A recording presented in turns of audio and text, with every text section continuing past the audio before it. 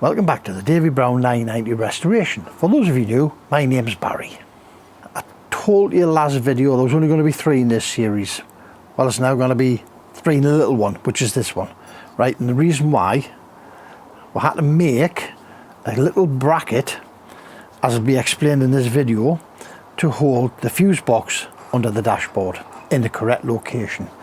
Thank you, Brian Costello, who in the comments did mention about access to the fuses, which started the grey matter going, and I've had to flip the fuse box from above the tray to below the tray, hence the little bracket.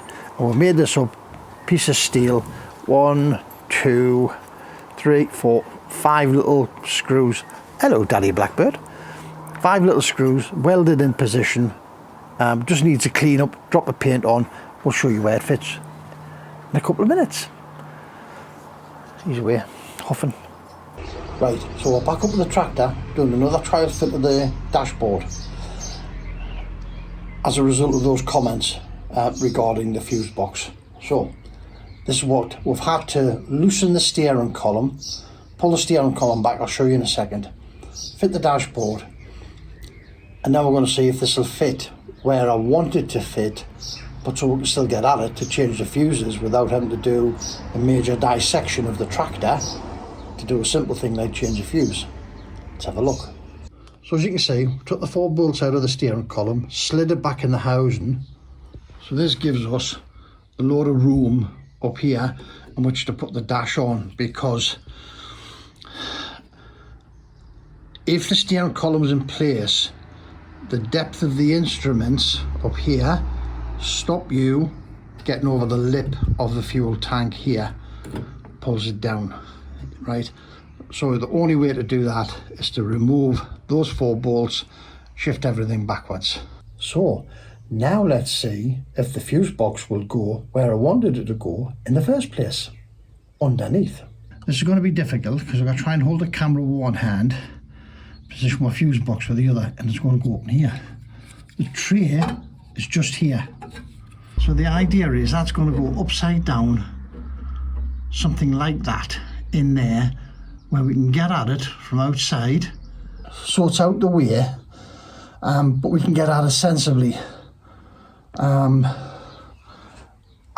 really didn't realise how short a space we are behind that dashboard. It is tight, but we're going to be able to do what we want. Let's have another look just in case. I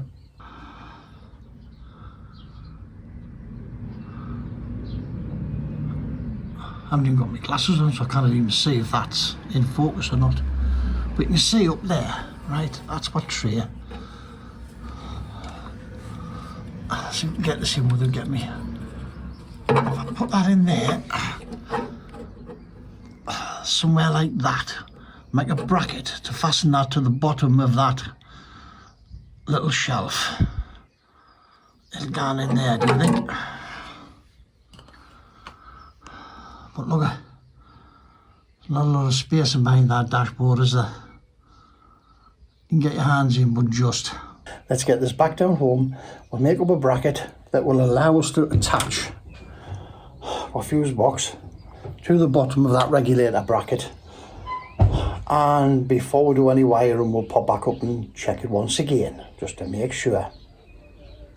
See you soon.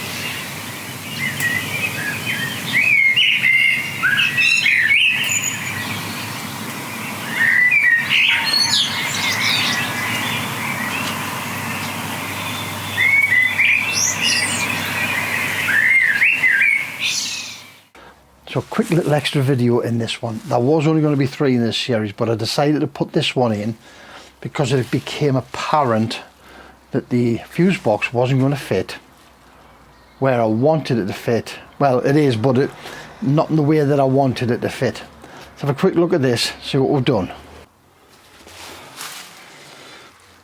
So we've made a steel bracket here that we can bolt a fuse box onto and our buzzer, and we've bolted that onto the underneath of that regulator tray. I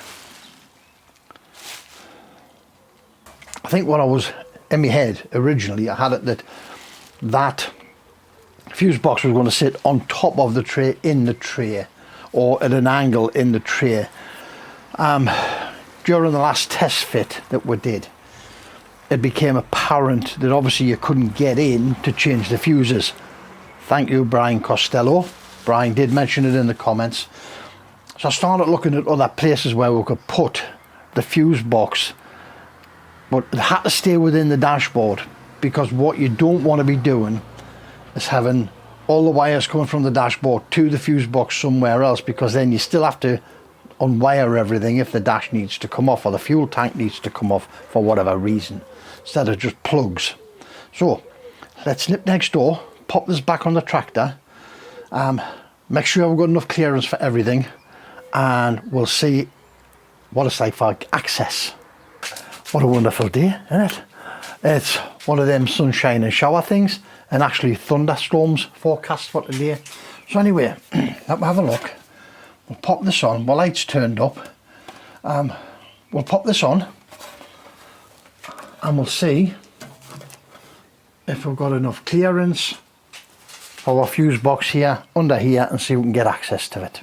Let's try this on, see what we've got.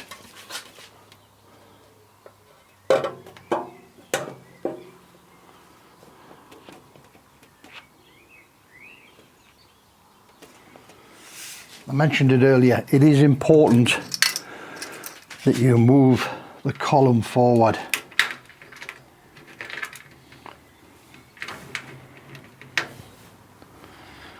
In order to give yourself the clearance to get in.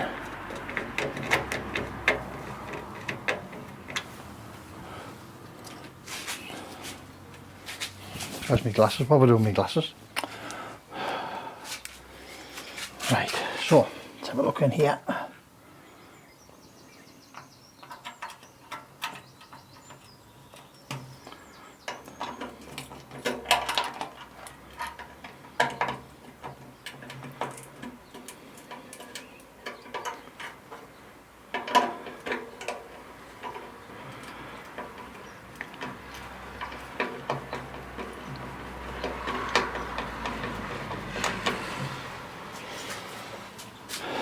Right, we're going to put one more in the top of there, if we can. Pop it on the other side. My spanner that I left.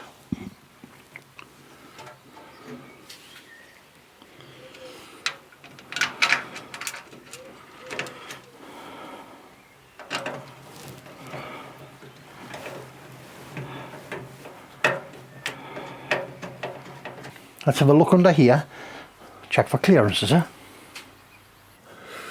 So we've got, you can see there, we've got enough clearance there now for that. We can get in there.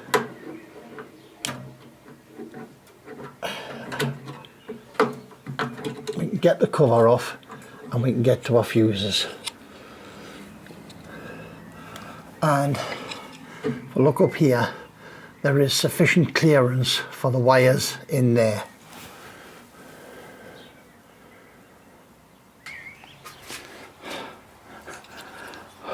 Right, so happy with that now. So we now can go home, get on, get the wiring done on this dashboard to the plug, and that'll be video 2. As I say, this is part 1 here, right? So we'll wire down to the plug down into here, and then we will do the front end and the back end of the tractor. Right, let's crack on. So that's it for this one. If you like the videos, please give us a thumbs up. Helps us out absolutely tremendously with YouTube. Tells YouTube how much you enjoy the videos, so it recommends the videos to other people more often than it's doing now. Right guys, thanks very much for visiting. See us in the next one, which will be wiring the dashboard to a plug. Remember, don't overthink it. It's only nuts and bolts. Catch you in the next one. Bye now.